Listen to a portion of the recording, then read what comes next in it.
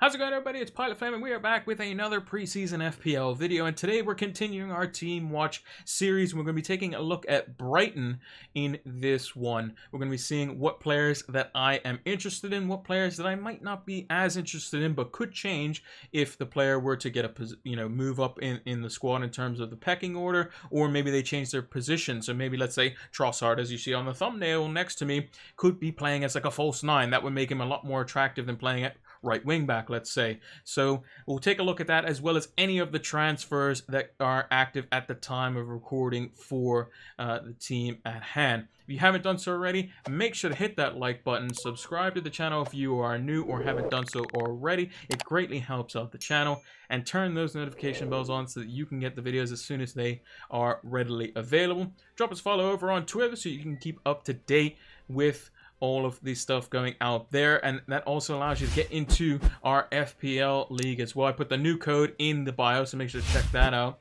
And give us a follow over on Twitch so that you can be prepared to when we go live for our preview and deadline streams for the FPL season, which will be starting back up just before game week 1, which actually starts on a Friday between Brentford and Arsenal. It's Friday the 13th. So that could be very interesting, because obviously Friday the 13th means somebody could be quite unlucky that day. And will it be Brentford? Will it be Arsenal? We're not too sure. So without further ado, let's take a look at our partners.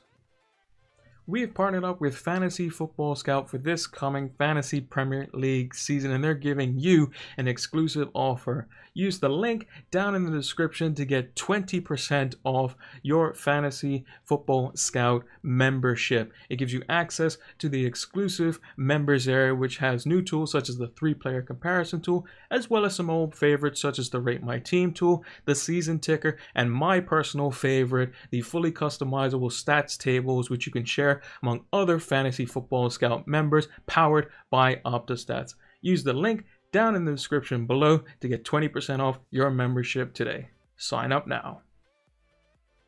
Now I'm going to change it up a little bit here. I'm going to start off with the bad, the players that I'm not necessarily interested in for Brighton. Now, if you look at their game week fixtures, they're fantastic. Burnley away, Watford at home, Brentford away. They all look great. Trossard 6.5 million looks tempting. Welbeck 6 million looks tempting. Mopé 6.5 million looks tempting. They had 320 shots in the box. They had 51.46 XG non-penalty.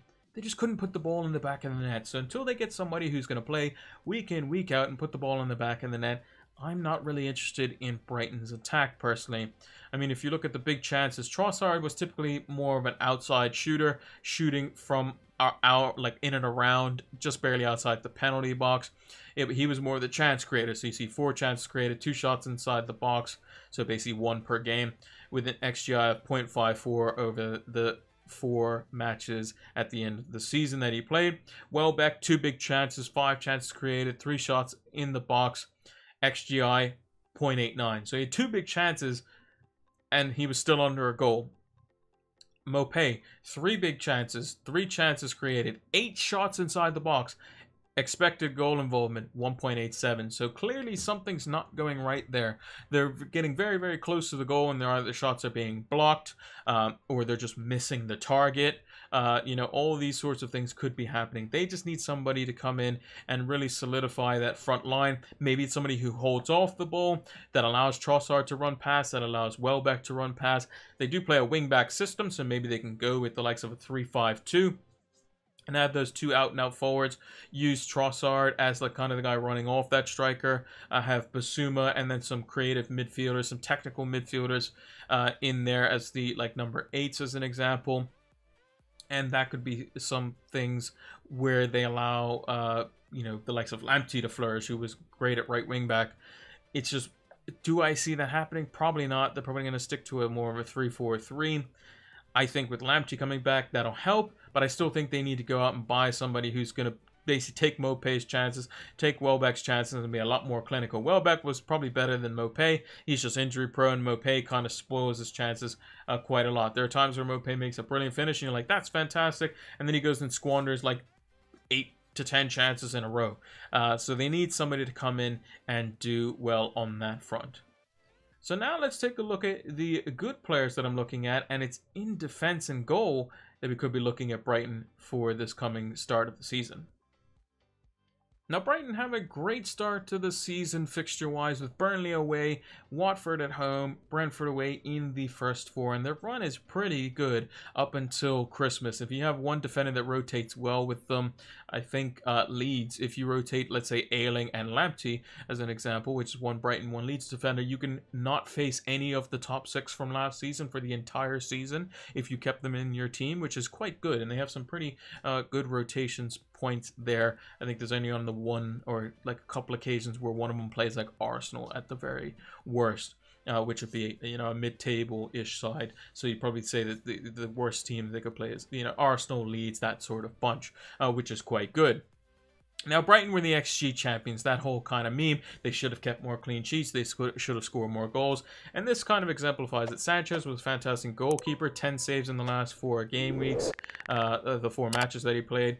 And he conceded 2.30 more goals than what he probably should have, basically, which isn't ideal. Now, across the whole season, it was around minus 3.5, which means the rest of the season he was doing quite well. He was making saves, they were keeping clean sheets, and for a team, I think Brighton ended up coming like 16th or 17th. They did a lot better than what a lot of managers thought they were going to end up doing in terms of their stats showed that they were going to do well, but their position wasn't very good, but they were still good FPL assets. It was a very weird dynamic. As an example, Crystal Palace, Guaita, who's also a 4.5 million goalkeeper that rotates, decently well with other goalkeepers and could be quite good and could be quite effective at 4.5 million. His XG prevented was minus 12 across the whole season, so a minus 9 difference between him and Sanchez. So you can kind of see that just because the team comes 17th or 12th, the stats can show that, hey, look, this guy's still pretty good. And Sanchez was definitely one of those as he came in for Matt Ryan, who went on loan to Arsenal, and more on him later. I've highlighted the 2 center backs in 2 of the 3 center backs in Dunk and Ben White. Now, as you can see, XGI not going to be very involved in goals. Quite often they're more for the clean sheets, the bonus points. Occasionally they'll create a knockdown or something like that off a corner. Maybe Dunk will score a goal every now and again. He'll probably get a couple goals across the whole season, but not really for attacking returns. 5 million. Might be a bit expensive for Dunk, but it also could be quite good. It could be, maybe have a little bit extra cash. You go above the likes of Ben White's price point of 4.5 million. And I think he could do quite well. A lot of managers are looking at Lamptey, who was like the, kind of all spice, all dazzling, all fancy footwork. Fullback that was playing as a wingback, was flying up and down the right-hand side.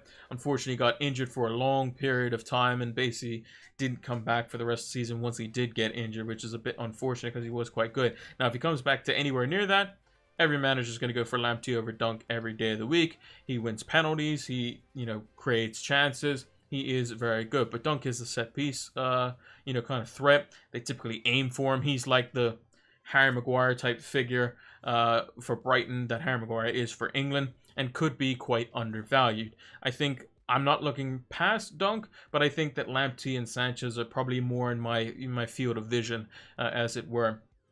As you can see, shots in the box, 320 across the whole season, which is up there. Similar numbers to the likes of like Aston Villa and whatnot. They were like 10 or 15 more than them.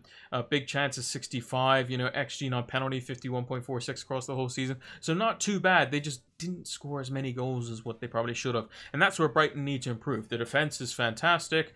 Their attacking threat, as it were, the ability to create chances, the brand of football that they play, that Graham Potter has them playing, is brilliant. It's just they need somebody to take the ball, put it in the back of the net when it matters most. So I'm hoping that they bring in a very good striker. They look to be making waves in the transfer market, which we'll see in the next segment. But these fixtures look very, very good for a Brighton defender. Maybe a double up with the likes of Sanchez and Lamptey as an example going into the season. With that being said, let's take a look at what transfers Brighton have done or looking at for this summer transfer window. Now, in terms of the ins for Brighton, Mwepu, I think is how you pronounce his name, or Mwepu, maybe the M silent, is coming from Red Bull Salzburg, or RB Salzburg. He's coming in for approximately £11 million. It says an undisclosed fee, but this is the fee that was put on Transfermarkt, so I put a note down the bottom. All transfers you see on this graphic are approximations and could be subject to change for official announcements, but that's the supposed fee. And he's already in FPL. He's 6 million and could play in one of those central roles. He's potentially replacing the likes of Davy Proper, who's gone to PSV Eindhoven on a free transfer, and could take up that position. There's a lot of potential managers that could be looking at him. 6 million. Is he going to create some chances for the forwards? I still think they need to have a striker, which they're not necessarily linked to anyone specifically at the moment, which is why Mwepu is the only in that you see on the list as well. If they get a good striker, or Danny Welbeck stays fit or something like that, then maybe he comes into consideration. But all things considered, I'm not really looking at Brighton's attack off the start. They need to show me something before I go and jump on them there. In terms of the outs, Lamptey has, some small links to Spurs. Ben White is obviously the main one. £50 million move, potentially.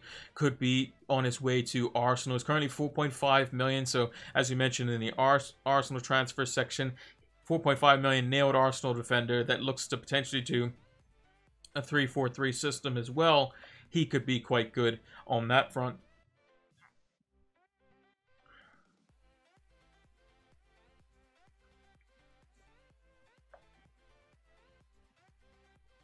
Then we also have to mention Matt Ryan as well. He was on loan to Arsenal. He's now come back. So will he take the position of Sanchez? I highly doubt that. I think Sanchez has nailed down his place, and I think he'll do quite well on that front as well.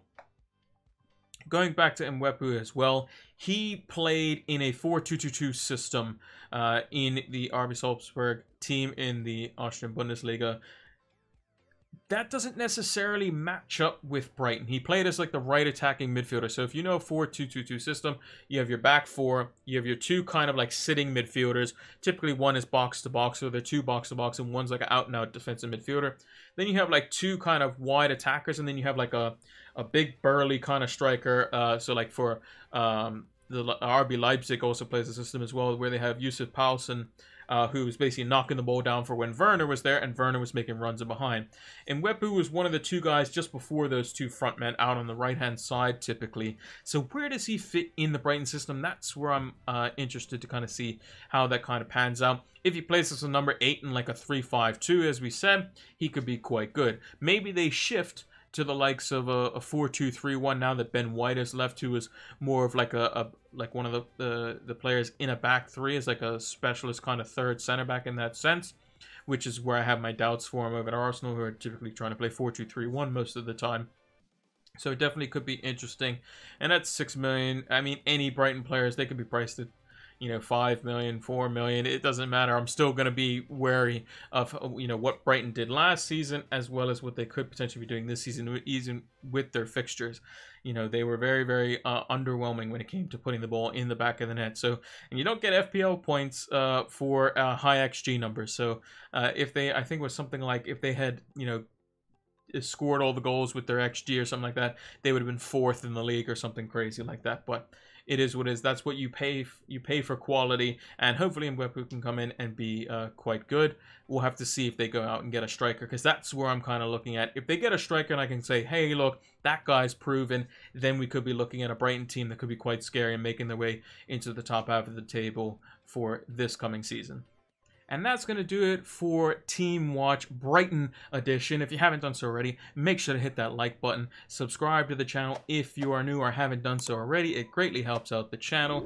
And turn the notification bells on so that you can get the content as soon as it is readily available. And give us a follow over on Twitter if you want to get any and all FPL news. I'll be retweeting stuff for transfers and all that sort of stuff throughout the season, whether it be FPL, whether it be real life transfers, all that stuff. I tend to retweet some pretty good stuff from some pretty reputable sources, one notably Fabrizio Romano, who's been quite good for transfer news, and I basically retweeted the here we go, I think, for Jadon Sancho. At least I should have. I should be excited as a Man United fan.